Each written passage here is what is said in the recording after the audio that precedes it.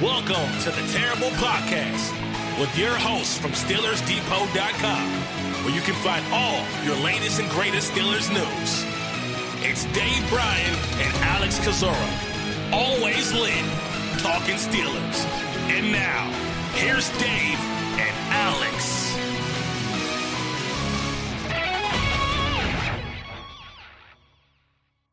Welcome to the Terrible Podcast, Season 10, Episode 101. He's Dave Bryan, I'm Alex Kozora, SteelersDepot.com. Thanks for being so much here on the special edition of the podcast on, what day is it? Saturday, right? And Dave, I've clearly lost track of everything. That's because we have a lot to talk about. Pittsburgh Steelers have made two selections, Chase Claypool and Alex Highsmith, your newest Pittsburgh Steelers. Yeah, absolutely. It was so weird how that round, how the second round started playing out there at the top of it. You had to run on the wide receivers and all, and just an interesting day all the way around. And we have two new Steelers to talk about, and I know you and I have knew a lot about both these players previously, and I think several hours later we know even more now.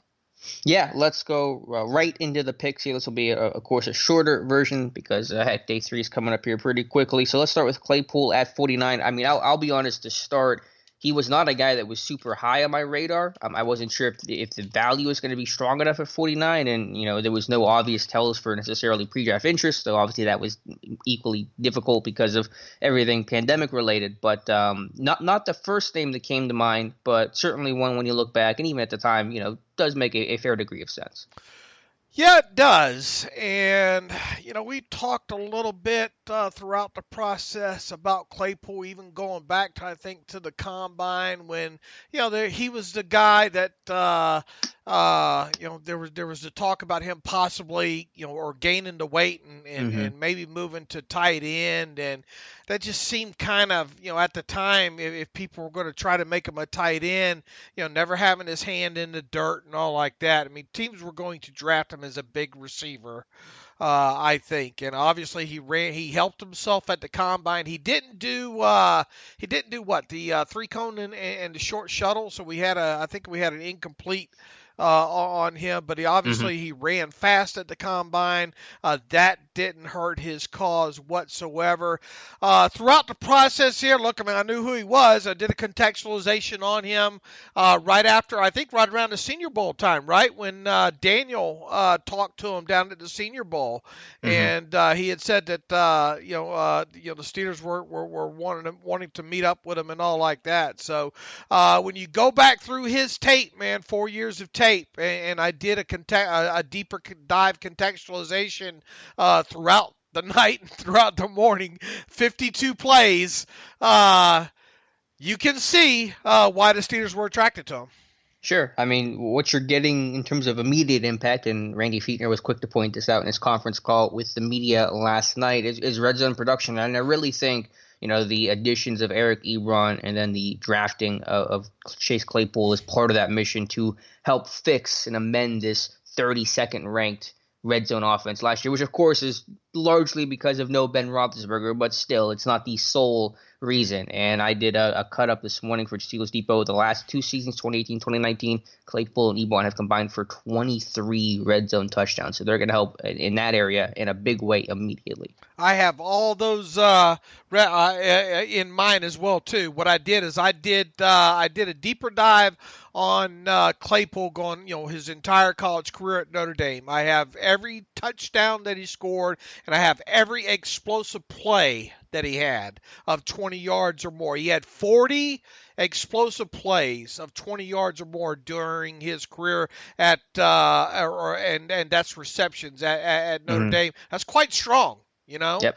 And he didn't have a ton of receptions either, right? It's not like he had 400 career catches. Right. What was his? Let me pull up. Been so busy looking at. Yeah, the production came heaviest this past year once Miles Boykin was gone, and he could kind of become the guy. I mean, he had decent production, especially this past year, but it's not like he had 100 catches every year, whatever the exact numbers. Right. Are. He went. His freshman season was just 5. And then he had 29, and then 50, and then 66. So 150.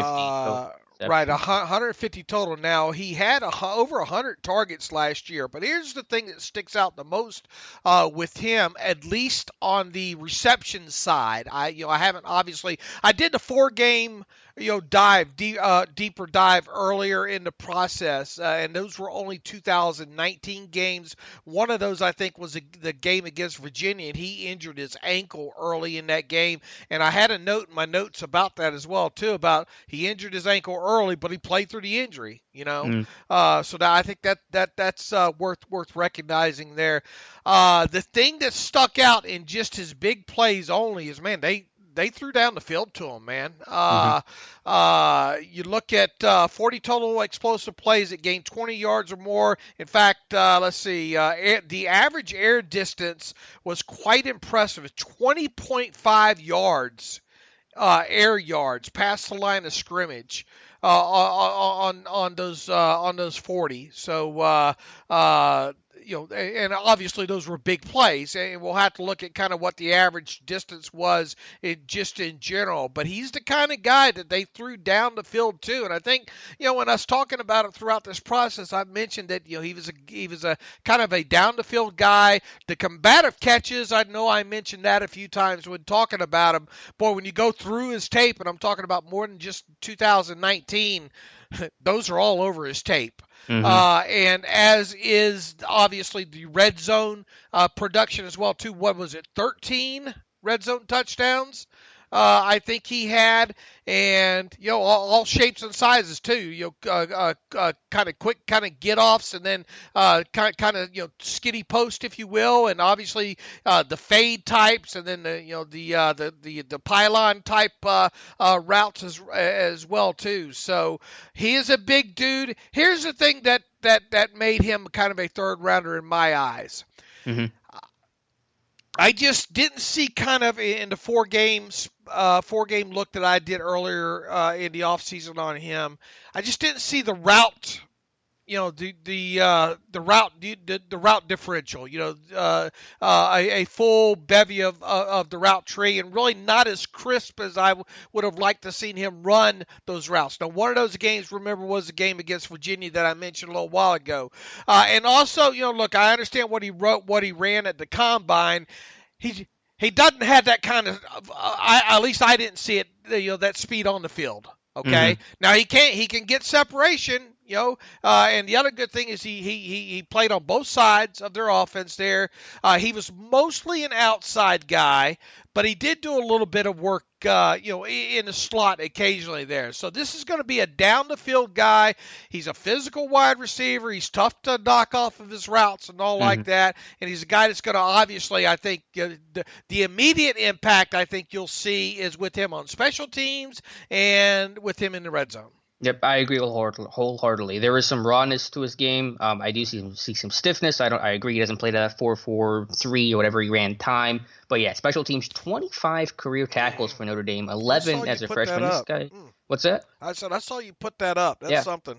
Yeah, work as a gunner. So he made an impact early and often on special teams, and certainly he'll do that in Pittsburgh, working as that number 4 receiver without an immediate role. And obviously in a year where, any rookie's going to be behind the 8 ball with lack of an offseason program, especially for a receiver, a tough position to transition to, and especially for a relatively raw, I think, receiver in Claypool, you really want to, cut your teeth on special teams, and that's something that I think Tomlin and Colbert talked about immediately when they drafted him, and with Alex Highsmith, who we'll talk about in a second. The big concern with Claypool is just, can he consistently get open because of the lack of quickness and because he's such a tall body and relatively stiff? He's going to make a lot of contested catches. And, of course, he can do that because of his size and frame and catch radius and overall hands. But he's not going to be the quick guy that's going to create his own separation. I mean, a lot of things will be covered, and he's just got to be able to out-jump and out-physical some of these DBs.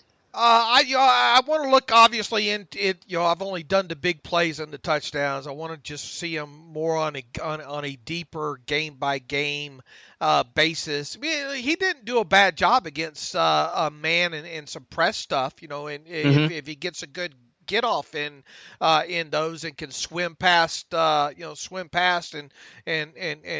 get up the field there. I mean, he can get separation, but and look, I mean, he didn't play with the best quarterbacks, last couple years. Now, obviously, he had who was the kid, the first round quarterback out of Notre Dame a couple years, Kaiser. was his first. Was it first 2 years or first year? I think maybe just the first year. I think just the first year. Yeah, just a couple of targets there. There were some times where there wasn't great throws. I don't think. I remember seeing on some incompletions. But then other times, there's some jump balls, there's some back shoulders. He's got good body control. I'll tell you that. Yeah. Yep. He really has good body control. He's got. I think his hands are relatively good. I think this past season he had seven drops on 103 or so targets. So obviously that's a tad high, But I didn't feel alarmed by it. And I think the other thing is kind of just his overall catch percentage being around 60-something% or so. It'll be interesting once again to see what the average depth of target was for him, which I'm willing to bet it was down the field. And if that's the case, a 60% catch rate for him is not bad at all. I just go back to the explosive play. You said, 40 catches or 40 plays of 20-plus yards in his career? 40 total explosive plays that gained 20 or more yards during his college career. And the average air distance was quite impressive on those 40. Because obviously you could have a 1-yard route and 19-yard yak and all. But on these 40, his average air distance was 20.5 yards, Alex. Right. And I just look at the overall production. I mean, that's over 26% of his total receptions resulted in a play of 20-plus yards. I mean, that is a high level of productivity. And 26 of those 40 total completed explosive play passes traveled 20 or more yards in the air past the line of scrimmage. Yeah, he's a jump ball machine. I mean, Ben's going to love him. Ben's got to be the happiest dude today because he's got a big weapon that may not be a high volume guy, but like you said, special teams, red zone. Also, the dude loves to block. Like, I think his pinned tweet on Twitter is him just pancaking some dude. I mean, this guy has a lot of just feeling like he's a Pittsburgh Steeler. You remember what Richard Mann used to say? Dig out the safety. He can dig out the safety. He can dig out the safety. I don't think you're going to have problems with him in that. And to hear kind of Randy Fichtner talk about him yesterday and all, it sounds like initially being an outside guy. He doesn't have just a lot of experience in the slot. He does have a little bit, but I think obviously, and the Steelers do this with most of the receivers anyway, is try to get them to play to multiple positions. But I think initially when this kid comes in, I think you want to play him on the outside, get him comfortable with doing, learning the offense and learning one role in that offense. And obviously you're going to have probably some red zone stuff for him as well too.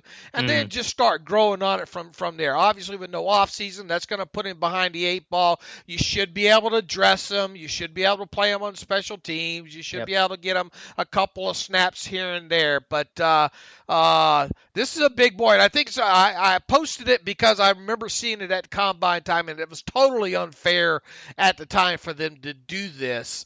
But it is a talking point. There's measurables and Megatron and Calvin Johnson. Now, obviously, that the comparison ends right there, right now. Just from the measurable size. But look, I thought they were going to take a while. I picked the wrong big receiver, is what I did. Pittman ended up going 35th, I think, overall to the Colts, 34th, wherever the Colts were picking at. Do you think? Seeing how we're never going to know unless Kevin Colbert writes us a book sometime. If Pittman's on the board, is that the guy?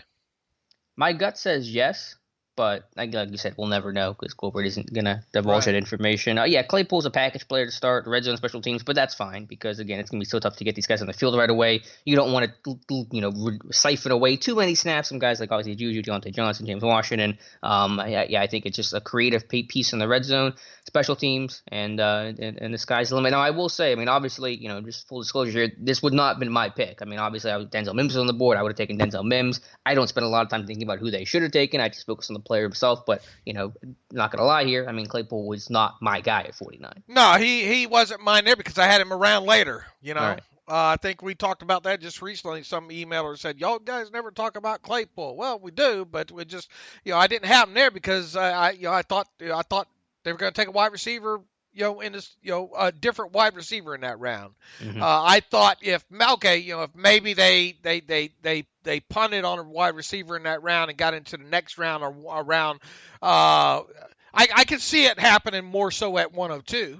You know, I think their philosophy was we got such a long wait to 102, and there's already been so many receivers off the board. I think 10 taken before Claypool. That pool, even though the depth is strong, may dry up pretty quickly if we wait till 102. And look, they're not shy about if they have a guy they like. Yeah.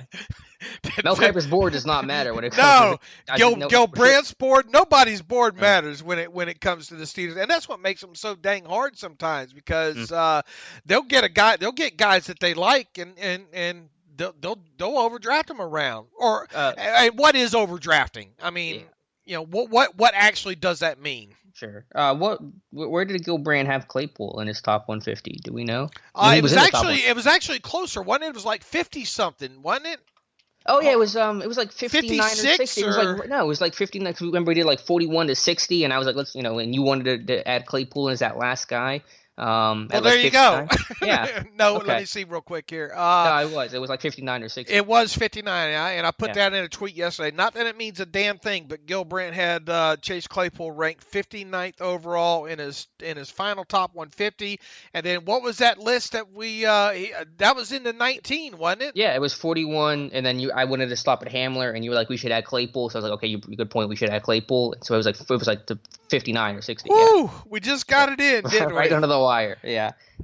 So yeah, I mean that's the pick, and again, I think it's going to be a help right away, and clearly wanting to get this red zone offense to look more like 2018, where they were the number one red zone offense in football. So that's a selection. All right, now what'd you think about? Obviously, they bypassed two running backs to get here, and they bypassed. Oh, neither one of us is surprised they bypassed Jalen Hurts. Let's be honest here. I just want to try to rub it in a little bit, but but I mean, look, what does this mean?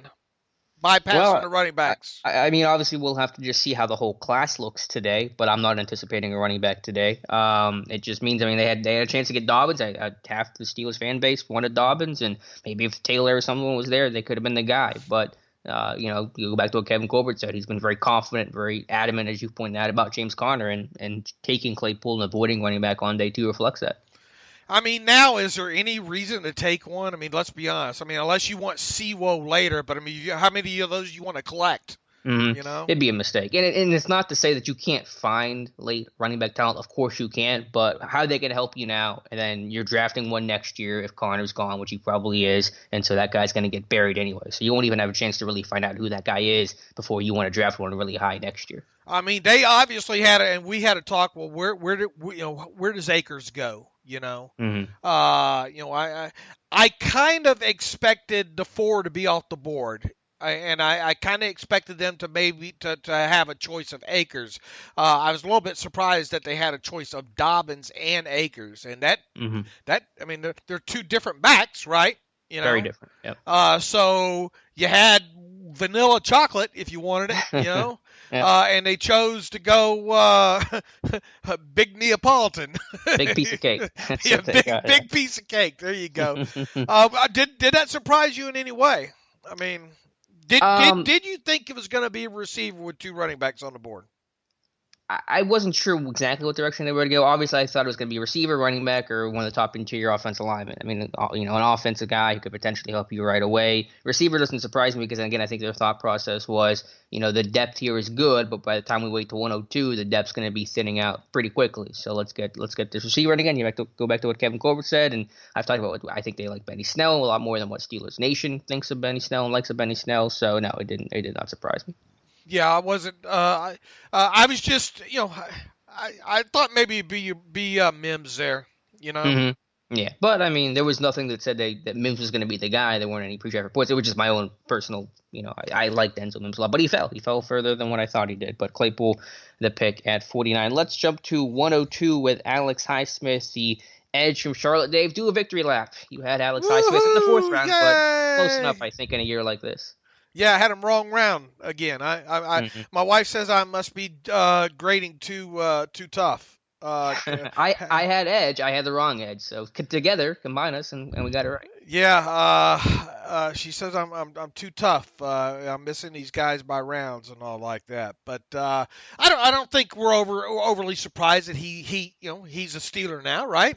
No, not at all. And I've said this for a little while now that edge was the one position they were going to take higher than probably what a lot of fans thought. I saw people saying, let's take interior offensive line, let's go running back, whatever. I mean, edge was going to be, I had Curtis Weaver. I came down to Weaver versus Highsmith. I was very torn on that. I basically went Weaver because you went Highsmith. I wanted to throw in a different name, but edge in the third round, which I thought almost like not a lock, but kind of close to it. I call BS on Kevin Colbert in this deep edge class. I think I don't we've know. been doing that. I think we've been saying that. I don't see it, and I think they got the last good one there.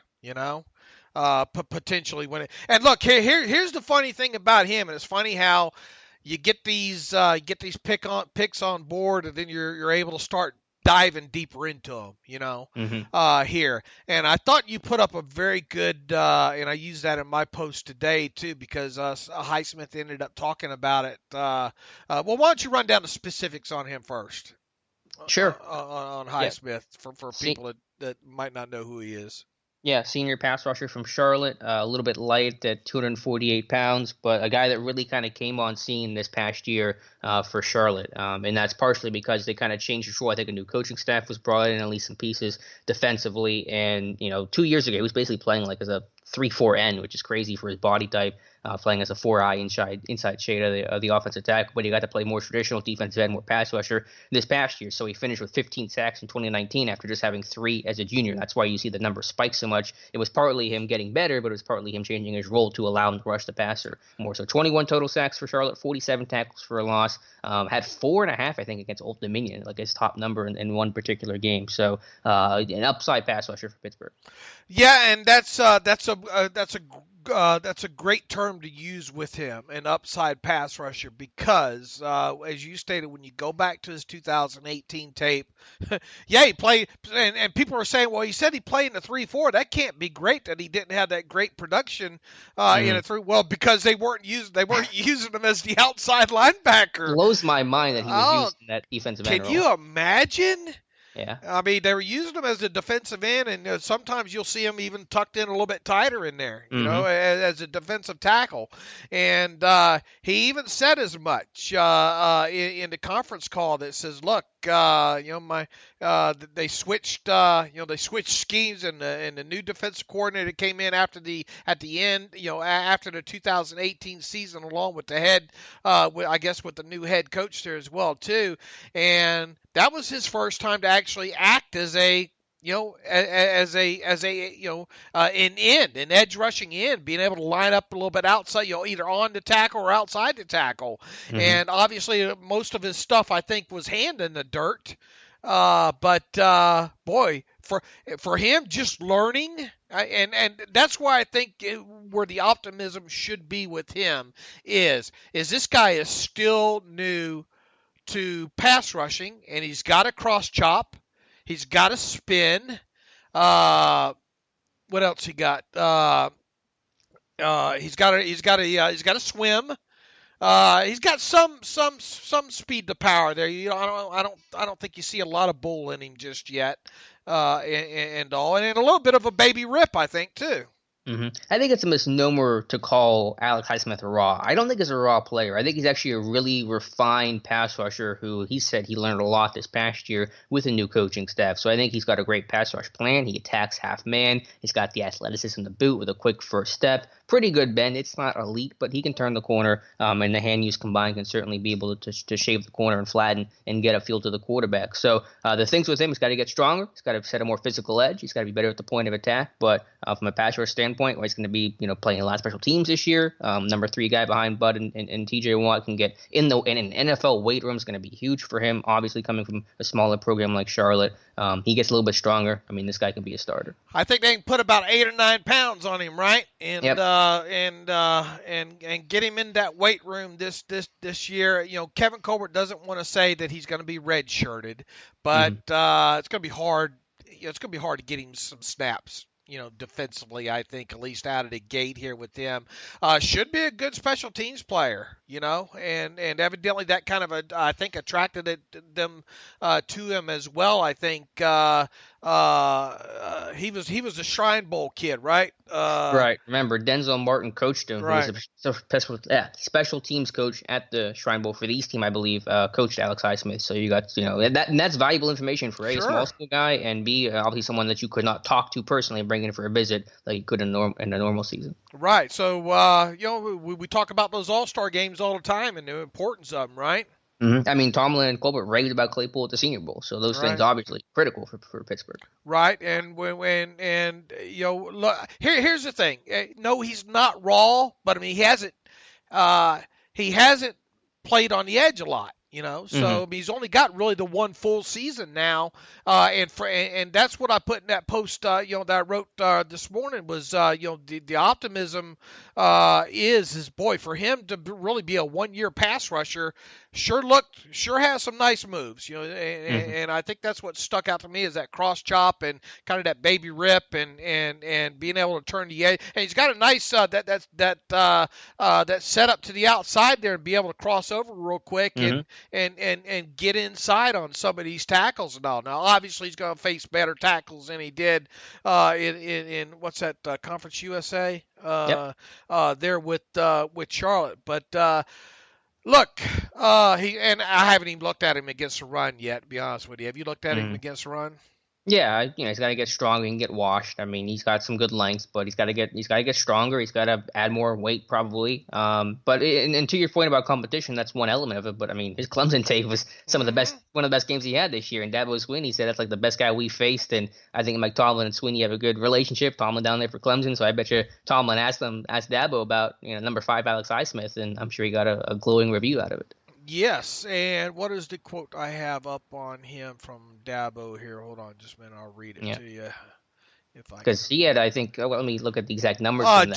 First, Jackson, the Clemson left tackle, Jackson Carman, said unprompted on Alex Highsmith on the 24th. He was a dude. I've been playing football for 12 years, and he's by far the fastest off the ball I've ever gone against. Ever. I don't know how much hyperbole is in that, but evidently that was unprompted. That was from, that quote comes courtesy of Matt Connolly from The State in South Carolina, the paper there. And then Dabo Swinney, prior to the September 21st game against Charlotte, he says he's on all the quote-unquote great player list. I kept watching him and going, holy cow, he looks like Xavier Thomas. He's physical, fast, disruptive. He's causing sacks and tips. Really, really good football player. That number 5 could play for anybody in the country. So that's pretty strong, some pretty strong quotes there. And this is a dude that was a walk-on to Charlotte too. Nobody knew he was. I want to know the story there. I don't know the background too much, but yeah, this is a self-made man in every sense of the word. Absolutely. So there, look, you lose Anthony Chickalo. Is it really a loss? Well, you know what I mean. I know. Addition by you get a player that should help you. I mean, look, they say all the time you gonna be an outside backup outside linebacker or inside linebacker on this Steelers team. You got to play special teams. So he'll do that. He should be okay on it. I think his freshman and sophomore year he did a lot of that. So I think he'll be fine in that role as he kind of learns the ropes and all. And it's a shame that this offseason is going to be wiped out.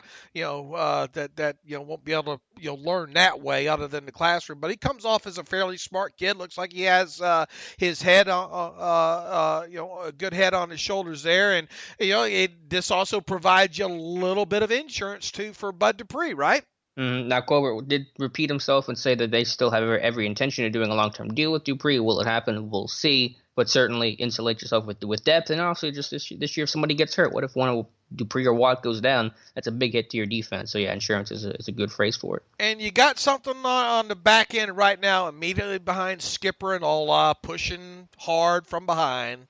That will help, Yep. As well. We'll see what those other kids have as things progress here. And yeah, do I think he's going to see the field much right out of the chute? No. Do I buy the whole Kevin Colbert? Well, the plan is not really to red shirt him. Well, I get it, maybe in the special teams aspect of it, but it might take him a little while to get on the field defensively.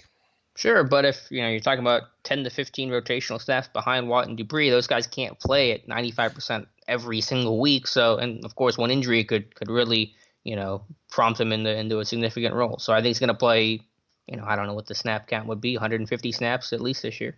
And you tweeted that it felt like maybe they might end up taking the edge a little bit early, and there you go. Yeah, I mean, I had Curtis Weaver in this spot, and he was still on the board, which kind of surprises me a little bit. But yeah, I knew they were going to take edge basically no later than the fourth round, but I thought third round edge was going to be their spot, and that's what happened. You had Alex Highsmith, so combined it, and we got this one, I think, pretty on the nose. Yeah, and I think I had him more as a full round later than this. Well, you had him at 135 or 124. I mean, I don't remember if I had him in the first or second, fourth round spot. Yeah, but either way, I mean, I think I think we identified the fact that we were going to take an edge, and that Highsmith was one of the top guys on their radar. And props to Tom Meade calling that one way out player to watch before the East-West Shrine game. Mm-hmm, absolutely. All right, Dave. So that is Claypool. And props to Daniel too for being all over Claypool at the. What did you think about Claypool at the Senior Bowl?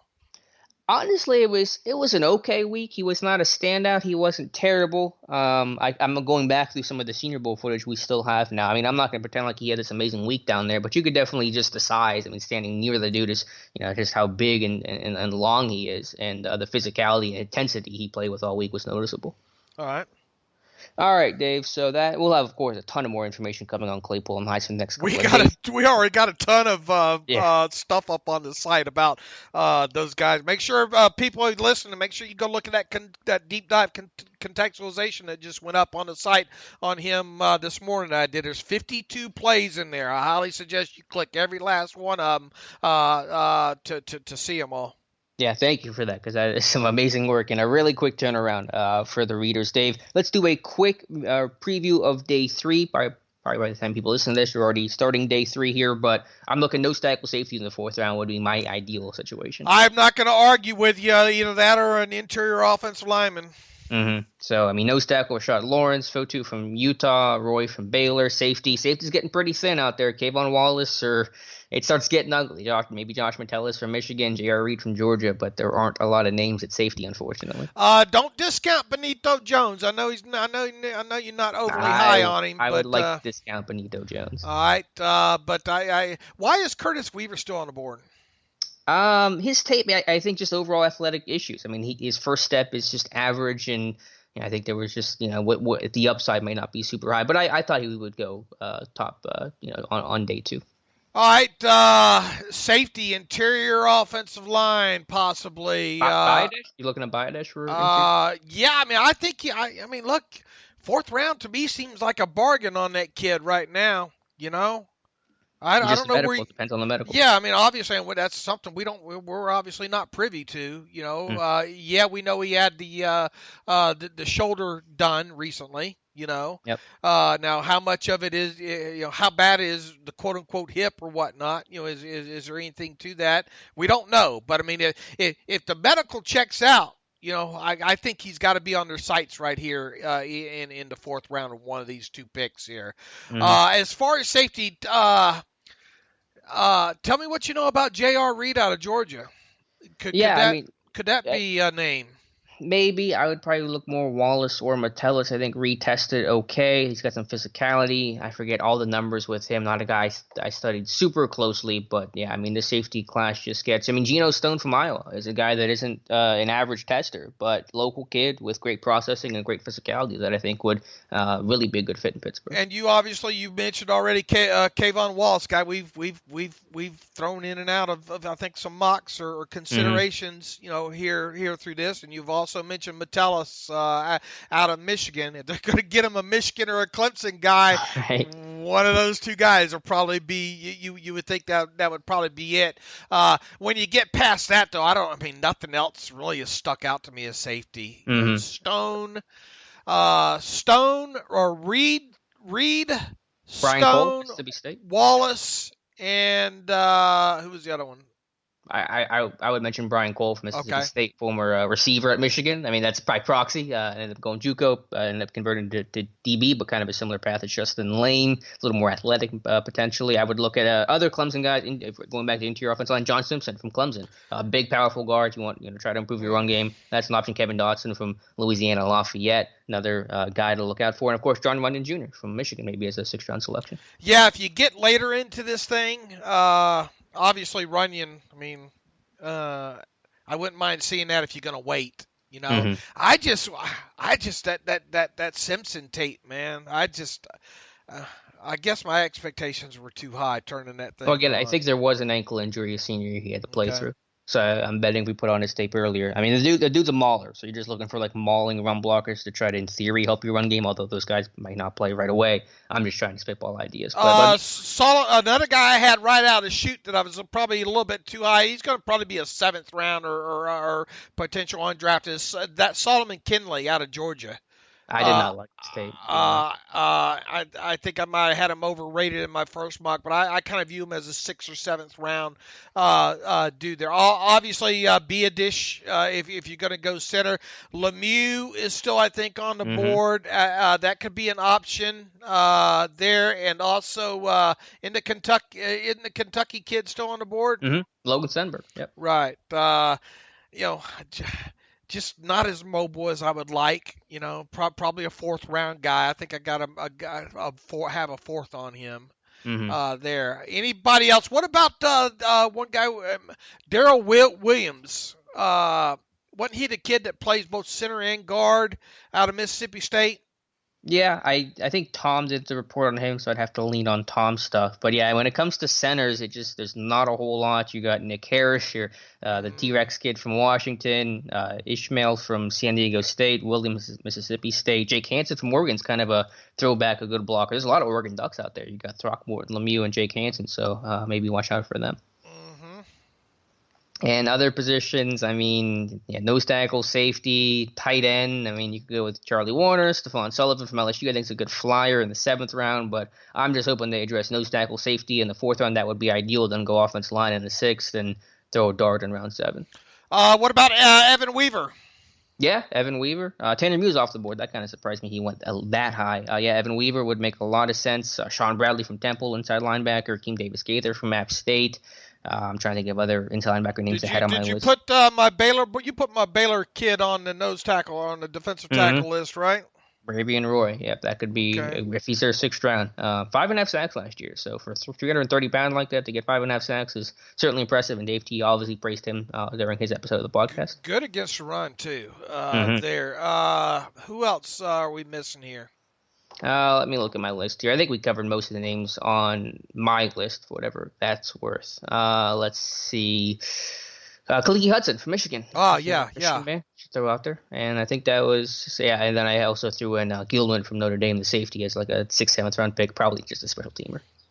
Yeah, Weaver, I think probably going to be. He's way on down the list. Probably, maybe a 6th round guy. I could see the 4th round for him. Honestly, I think he might go the 4th, 5th round here. What about, you think they would have 7th round? Any interest in the Oklahoma State corner AJ Green? Think he'll be in play? Possibly. I mean, obviously they talked to him, so there's some interest there. I mean, 7th round, I can live with that. Anything higher, I kind of disagree with that. Why is Amik Robertson still buried down there? I'm just guessing it's a size thing, just being 180-something pounds like he is, playing at La Tech. But yeah, feisty corner that reminds me a ton of Mike Hilton.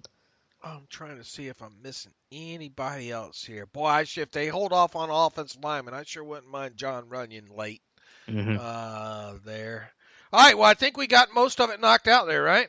Yeah, we should probably wrap up so you can get the podcast posted here before day 3 of the draft begins. Of course, we'll be covering all of day 3. All the UDFAs will be back tomorrow to recap day 3, and then be back on Monday to talk about a whole draft. Absolutely, and no, we won't do any reader emails. I need to get this thing cut up and put up there, and so we can start getting ready for these picks to start coming in as well too. So great job. We'll be watching a lot more tape, and let's see. Until when are we going to do the next one? Tomorrow? Yeah, tomorrow and then Monday. All right. In the meantime, you can follow me on Twitter at Steelers Depot. Follow Alex on Twitter at Alex_Kozora. Follow the show at Terrible Podcast.